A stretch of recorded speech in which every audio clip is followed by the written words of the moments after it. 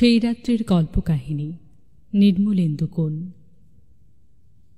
তোমার ছেলেরা মরে গেছে প্রতিরোধের প্রথম পর্যায়ে, তারপর গেছে তোমার পুত্রবধূদের হাতের মেহেদি রং, তারপর তোমার জন্মসহোদর ভাই শেখ নাসের, তারপর গেছেন তোমার প্রিয়তমা বাল্যবিবাহিতা পত্নী আমাদের নির্যাতিতা মা।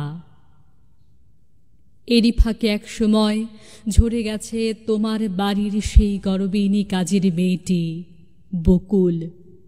এরই ফাঁকে এক সময় প্রতিবাদে দেয়াল থেকে খসে পড়েছে রবীন্দ্রনাথের দরবেশ মার্কা ছবি। এরই ফাঁকে এক সময় সংবিধানের পাতা থেকে মুছে গেছে দুটি স্তম্ভ, ধর্মনিরপেক্ষতা ও সমাজতন্ত্র। এরই ফাঁকে এক সময় তোমার গৃহের প্রহরীদের মধ্যে মরেছে দুজন প্রতিবাদী, কর্নেল জামিল ও নাম না জানা এক তরুণ, যারা জীবনের বিনিময়ে তোমাকে বাঁচাতে চেয়েছিল। তুমি কামান আর মৃত্যুর গর্জনে উঠে বসেছ বিছানায়, তোমার সেই কালো ফ্রেমের চশমা পড়েছ চোখে, লুঙ্গের উপরে সাদা ফিনফিনে ৭ই মার্চের পাঞ্জাবি, মুখে কালো পাইপ। তারপর হেঁটে গেছ বিভিন্ন কোঠায়। সারি সারি মৃতদেহগুলি তোমার কি তখন খুব অচেনা ঠেকেছিল? তোমার রাসেল, তোমার প্রিয়তমা পত্নীর সেই গুলিবিদ্ধ গ্রীবা, তোমার মেহেদি মাখা পুত্রবধূদের মুজিবাশ্রিত করতল, রবীন্দ্রনাথের ভুলুণ্ঠিত ছবি, তোমার সোনার বাংলা। সিঁড়ি বেয়ে নিচে নামবার আগে তুমি শেষবারের মতো পাপ স্পর্শহীন সংবিধানের পাতা উল্টিয়েছ। বাংলাদেশের মানচিত্র থেকে এক মুঠো মাটি তুলে নিয়ে মেখেছ কপালে। ওই তো তোমার কপালে আমাদের হয়ে পৃথিবীর দেয়া মাটির ফোঁটার শেষ তিলক হায়।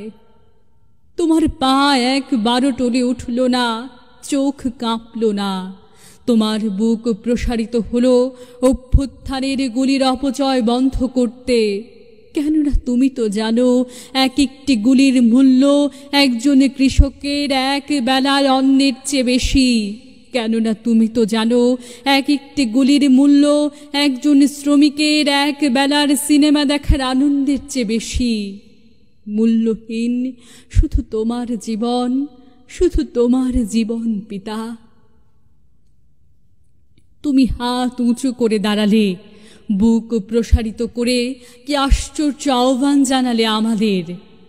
আর আমরা তখন রুটিন মাফিক ট্রিগার টিপলাম। তোমার বক্ষ বিদীর্ণ করে হাজার পাখির ঝাঁক পাখা মেলে উড়ে গেল বেহেশতের দিকে। তারপর ডেড স্টপ। তোমার নিষ্প্রাণ দেহখানি সিঁড়ি দিয়ে গড়াতে গড়াতে গড়াতে আমাদের পায়ের তলায় এসে হুমড়ি খেয়ে থামল। কিন্তু তোমার রক্তস্রোত থামল না। সিঁড়ি ডিঙিয়ে বারান্দার মেঝে গড়িয়ে সেই রক্ত, সেই লাল টকটকে রক্ত বাংলার দুর্বা ছোঁয়ার আগে আমাদের কর্নেল সৈন্যদের ফিরে যাবার বাঁশি বাজালেন।